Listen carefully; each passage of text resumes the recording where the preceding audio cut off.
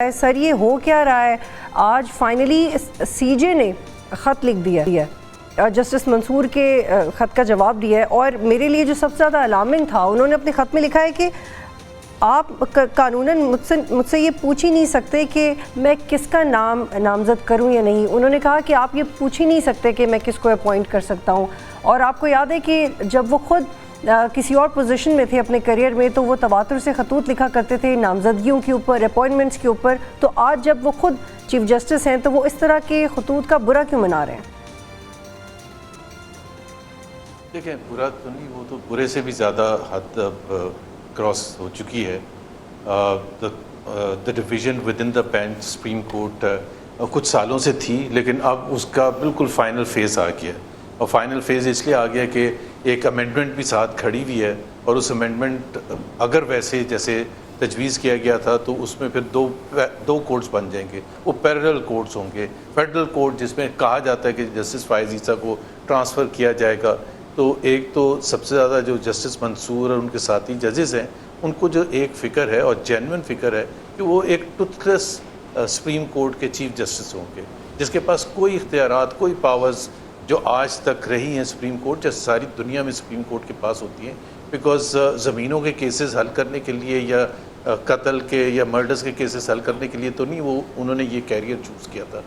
تو ایک تو وہ ان کے طرف سے ایک جینوئن کنسرن ہے۔ دوسرا کنسرن ایک کسی بھی جگہ کسی بھی ملک میں یہ ضرور ہوگا کہ جی ابھی جسٹس فائز عیسیٰ کو ایک مہینے سے بھی کم رہتا ہے، اور پارلیمنٹ ایک ایکٹ پاس کرتی ہے جس کے تحت اس کمیٹی کے ونگز کو کلپ کر دیا جاتا ہے اور ان کو تمام اختیارات جسٹس فائز عیسیٰ کو دے دی جاتے ہیں، کیونکہ وہ تو اس میں یہ ہے نا کہ جسٹس فائز عیسیٰ اور نمبر 2 اور وہ اپنی مرضی سے، تو اس کا مطلب وہ تو کمیٹی بنانے کی ضرورت نہیں تھی۔ اور تیسری چیز یہ ہے کہ جسٹس فائز عیسیٰ میری نظر پہ is protecting the present ruling elite, اور وہ ہر حد تک جائیں گے ان کو پروٹیکٹ کرنے کے لیے، چاہے وہ 2024 کے الیکشن کے حوالے سے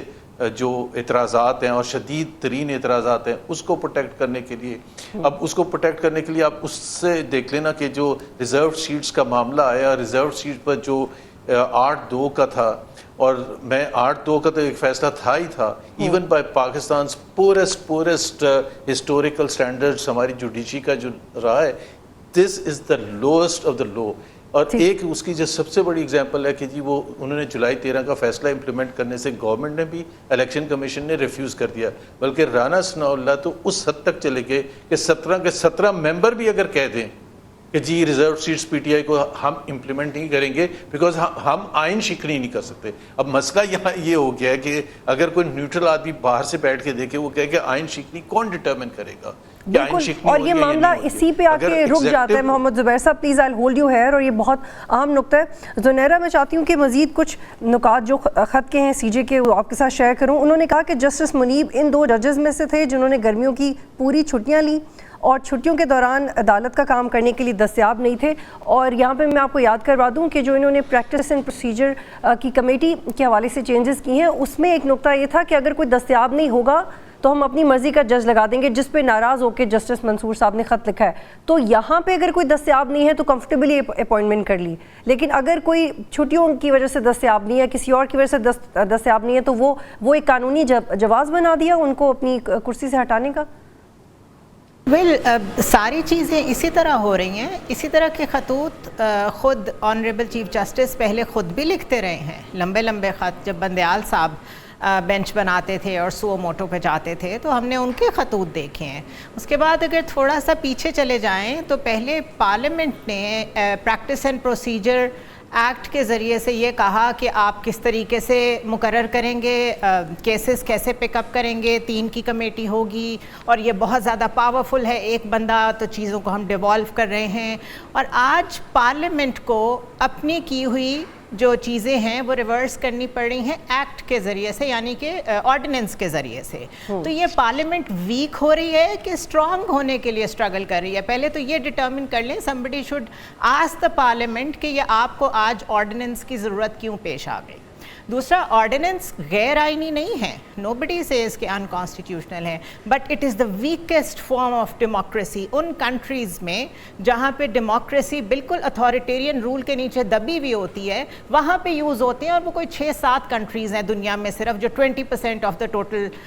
ग्लोबल ऑर्डर में आते हैं। तो क्या पाकिस्तान उधर चला गया है? तो फिर आप पार्लियामान की बालादस्ती की जो बात कर रही हैं, ये दोनों चीज़ें तो फिर कॉन्ट्रडिक्टरी हो गई। एक तरफ आप ऑर्डिनेंस पे डिपेंडेंट हैं, हम इमरान खान की गवर्नमेंट में भी कहते थे ऑर्डिनेंस फैक्ट्री लग गई है, हम अभी भी यही बात कर रहे हैं, हमारे स्टांसेस तो चेंज नहीं हुए। We are only asking questions कि आज वही चीज़ें जो काजी फायज़ ईसा को तब गलत लगती थी वो आज ठीक कैसे हो गई हैं। और आज जैसे ज़ुबैर साहब ने कहा कि जो एक टूथलेस उनको चीफ जस्टिस बनाया जा रहा है, मेरा भी एक बेसिक क्वेश्चन ये है कि आज कुछ दिनों से नून लीग के सारे लोग, गवर्नमेंट के सारे लोग for that matter, Peoples Party के भी मिसालें दे रहे हैं कि ऑस्ट्रिया में 180 साल पहले कॉन्स्टिट्यूशनल कोर्ट कायम हो गई थी। तो आप ऑस्ट्रिया वाली यहाँ पे बाकी चीज़ें भी लागू कर दें, लॉ एंड ऑर्डर भी ले आएँ, वैसा सिनेरियो सारा ले आएँ, तो we will be very happy to welcome that. So वो एग्जाम्पल्स वहीं रहने दें। पाकिस्तान जो एक्सेप्शन कर रहा है वो ये है कि under the pretext of supremacy of parliament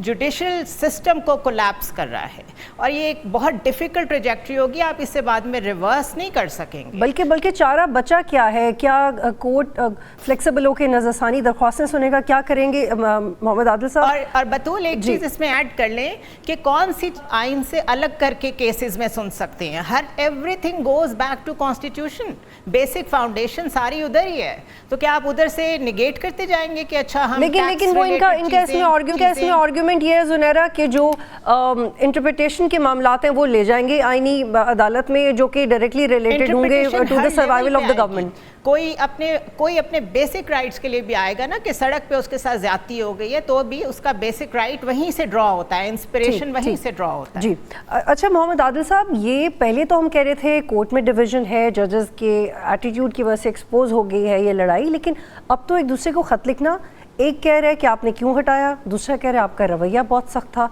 एक कह रहा है आप फुल कोर्ट दोबारा बुलाएं, तीसरा कह रहा है आप मुझे बता नहीं सकते मैंने क्या करना है। No, this is absolutely exposed and disturbing. ये ख़त्म किधर होगा इस खत के बाद? देखिए, एक महीने से कम रह गया है चीफ जस्टिस की तकर्री नई चीफ जस्टिस के आने के हवाले से, लेकिन इस वक्त दोनों तरफ से, चाहे वो जस्टिस मंसूर अली शाह और उनके हम ख्याल जज हों या काजी फायज़ ईसा हों, दोनों तरफ से जो है वो खिलाफ वर्जी हो रही है, रेड लाइन्स क्रॉस हो रही हैं। मंसूर अली शाह की क़यादत में जो 8 रुकनी बेंच ने फैसला दिया था एक मखसूस नशिस्तों के हवाले से, और बाद में जो एक वजाहत जारी की थी रजिस्ट्रार ने, जो उसके ऊपर अपना जवाब दिया उससे बड़ा क्लियर है कि उन्होंने बॉदर ही नहीं किया चीफ जस्टिस ऑफिस को। अभी भी जो मंसूर अली शाह जो अपने काजी फायज़ ईसा ने जो अपने ख़त में जिस चीज़ का जिक्र किया कि उन्होंने खुद रिफ्यूज़ किया, कोई रीज़न बताए बग़ैर आप जो है वो रिफ्यूज़ करके चले गए, और अब उन्होंने अपने ख़त के अंदर काजी फायज़ ईसा पे जो है वो इल्ज़ाम लगाया कि वो इस कमेटी को नहीं मानते, तहफ़्फ़ुज़ात का इजहार भी किया। तो दोनों तरफ से इस किस्म की सूरत हाल पैदा हुई भी है, और जस्टिस मंसूर अली शाह जो है वो यकीनी तौर पे, जैसे ज़ुबैर साहब कह रहे थे, वो अपनी सर्वाइवल की जंग लड़ रहे हैं जजेस। चूँकि जस्टिस मुनीब हैं उसके बाद अगले चीफ जस्टिस, तो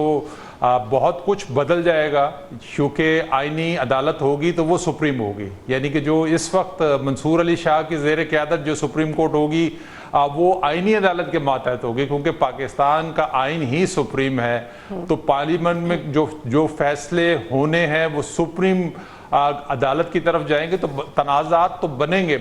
अभी भी तनाज़ा है, और आगे जब अदालतें पैरेलल अदालतें होंगी तो और तनाज़ात एक दूसरे के खिलाफ जो है वो खड़े हो जाएंगे। अदालतें जो जिसे कहते हैं पाकिस्तान का अदालती सिस्टम पहले ही बहुत वीक है, तो इस तरह की सूरत हाल के बाद मुझे तो लगता है कि जैसे चीज़ें कोलैप्स हो जाएंगी, जजेस एक दूसरे के ख़िलाफ़ जो है वो अभी ख़त लिख रहे हैं, फिर फैसले आने शुरू हो जाएंगे। माजी में भी हमने देखा था कि 10 रुकनी एक बेंच ने जो है वो जस्टिस सजाद अली शाह के ख़िलाफ़ उनको चीफ जस्टिस के ओहदे से ही फारग कर दिया था। तो ये पॉलिटिक्स गो के पाकिस्तान की अदलिया में नई है, मुसलसल चली आ रही है, लेकिन इसको जो है जो सबसे अफसोसनाक बात है वो ये है कि इदारे पीछे रह गए हैं, शख्सियात बहुत आगे आ गई हैं, चाहे वो सुप्रीम कोर्ट ऑफ पाकिस्तान हो, चाहे वो कोई हो। پارلیمنٹ میں بھی ہمیں اسی طرح کی صورتحال نظر آتی ہے.